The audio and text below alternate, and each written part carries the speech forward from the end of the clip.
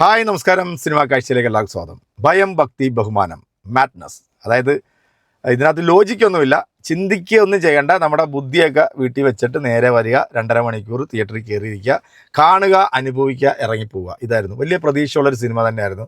Already ഞാൻ first half review ചെയ്തതാണ്.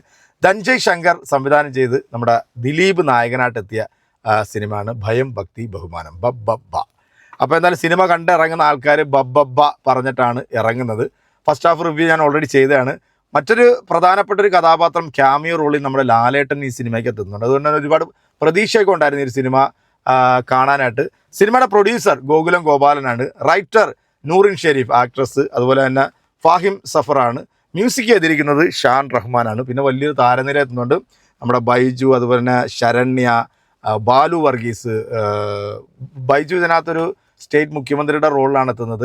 കഥയിലേക്കോ കാര്യങ്ങളിലേക്കോ ഒന്നും നടക്കുന്നില്ല. ഫസ്റ്റ് ഹാഫ് അത്യാവശ്യം കുഴപ്പമില്ലാത്ത രീതിയിൽ കോമഡിയൊക്കെ കൊണ്ടുവന്നിട്ട് ഇങ്ങനെ ആൾക്കാരെ ഒന്ന് രസിപ്പിച്ചൊക്കെ കൊണ്ടുവന്നു. സെക്കൻഡ് ഹാഫിലേക്ക് വരുമ്പോഴത്തേക്കാണ് സിനിമയുടെ കുറേ ഡയലോഗും കാര്യങ്ങളൊക്കെ ഇതിനകത്ത് ദിലീപ് പറയുന്നുണ്ട്. അത് ഈ ഒരു കേസുമായി ബന്ധപ്പെട്ട് നിൽക്കുന്ന സമയവും പിന്നെ ദിലീപിൻ്റെ ഒരു കുറ്റവിമുക്തനായിട്ട് വന്നിട്ടുള്ള ഒരു സമയം ഒക്കെ കറക്റ്റ് ചെയ്തുകൊണ്ട് ചില പഞ്ച് ഡയലോഗുകളൊക്കെ ഇതിനകത്ത് ഇടുന്നുണ്ട്. അത് ചിലർക്കൊക്കെ കൊള്ളും. വ്യക്തമായിട്ടുള്ളൊരു പൊളിറ്റിക്സ് ഇതിനകത്ത് പറയുന്നുണ്ട്. പിന്നെ ദിലീപിൻ്റെ ഈ ഒരു കേസുമായിട്ട് ബന്ധപ്പെട്ട് നടക്കുന്ന ചില കാര്യങ്ങളൊക്കെ നമുക്ക് ഈ സിനിമ കാണുമ്പം നമുക്ക് മനസ്സിലാവും. എന്തായാലും നൂറിൻ ഷെരീഫും അതുപോലെ ഫാഹിം സഫർ ഇവർ രണ്ടുപേരും ആ സ്ക്രിപ്റ്റിനകത്ത് അത് കൊണ്ടുവന്നിട്ടുണ്ട് എന്നുള്ളത്. പിന്നെ ഷാൻ റഹ്മാൻ്റെ മ്യൂസിക് അത്യാവശ്യം നന്നായിട്ടുണ്ട്. ബാക്ക്ഗ്രൗണ്ട് സ്കോറൊക്കെ അത്യാവശ്യം കൊള്ളാം. ദിലീപിൻ്റെ ഒരു ഇൻട്രോ, ഒരു സാധാ ഒരു ഇൻട്രോ ആയിട്ടാണ് കാണിക്കുന്നത്. പിന്നെ ഒരുപാട് സിനിമകളുടെ റെഫറൻസ് ഉണ്ട്. ഇപ്പോൾ CID മൂസ, അതുപോലെ തന്നെ ക്രേസി ഗോപാലൻ, അങ്ങനെ കുറേ സിനിമകളുടെയൊക്കെ ഒരു റെഫറൻസ് ഈ സിനിമയ്ക്കകത്തും വരുന്നുണ്ട്. CID മൂസയുടെ കാറും അതും ഇതൊക്കെ കാണിക്കുന്നുണ്ട് ഇതിനകത്ത്. പിന്നെ ഫസ്റ്റ് ഹാഫ് നല്ല രീതിയിൽ ഇങ്ങനെ കൊണ്ടുവന്ന് മീൻസ് ഒരു എൻ്റർടൈൻമെൻ്റ് ആയിട്ട് കൊണ്ടുവന്നു. ഒരു ആഘോഷ സിനിമ, ഒരു വട്ടന്മാർ മൊത്തത്തിൽ കയറിയിരുന്ന് കാണുന്ന ഒരു സിനിമ. ഒരുപാട് വട്ട സിനിമകൾ നമ്മൾ കണ്ടിട്ടുണ്ട്.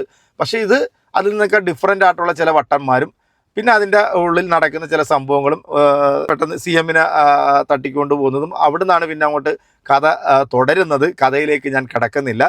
പെർഫോമൻസ് ബേസ് നോക്കുകയാണെന്നുണ്ടെങ്കിൽ ദിലീപിൻ്റെ പെർഫോമൻസ് ഗംഭീരമാക്കിയിട്ടുണ്ട്. സാധാരണ പുള്ളിയുടെ നമ്മൾ പഴയ സിനിമകളൊക്കെ കാണാറുണ്ട്. നമ്മുടെ വാളയാർ പരമശിവം ആ ഒരു സ്റ്റൈൽ, ആ ഒരു മാനറിസവും ആ ഒരു എന്താ പറയുക ഒരു പാറ്റേണൊക്കെ പിടിച്ചിട്ടുണ്ട് പുള്ളി ഇതിനകത്തും.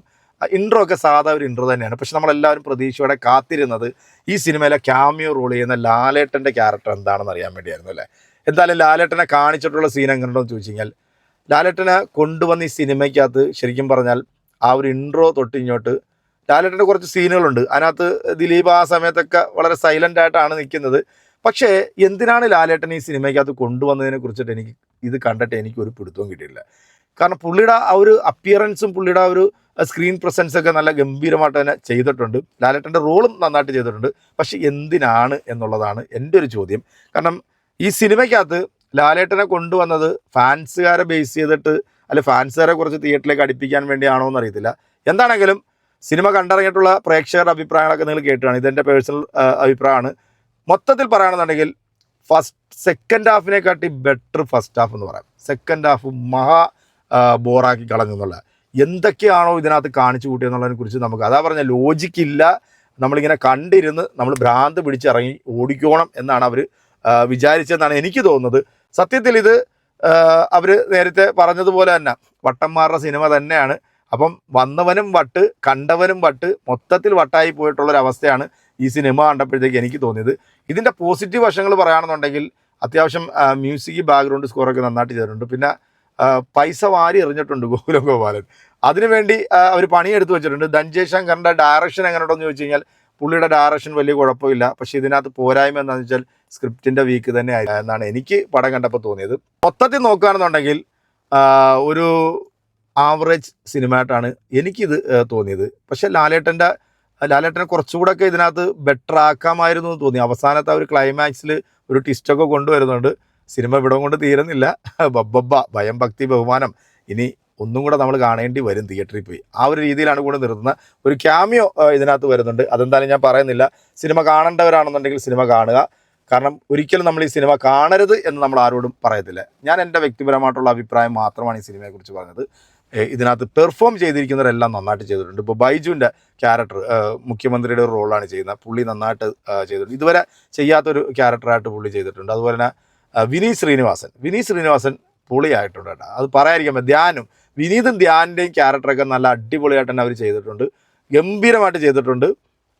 പിന്നെ ഇതിനകത്ത് സിനിമ തുടങ്ങുമ്പോൾ തന്നെ കുറേ കുട്ടികൾ കഥ പറയുന്നതാണ്, പിന്നെ വിജയ് ഫാൻസിനെ സൂചിപ്പിക്കാൻ വേണ്ടി ഒരു സംഭവം ചെയ്യുന്നുണ്ട് ഇതിനകത്ത്. അങ്ങനെയൊക്കെ കുറേ ഫാൻസുകാരെ തൃപ്തിപ്പെടുത്തുന്ന രീതിയിലുള്ള ചില സംഭവങ്ങളും ഫാൻസുകാർക്ക് വേണ്ടിയുള്ള ഒരു സിനിമയായിട്ടാണ് തോന്നുന്നത്.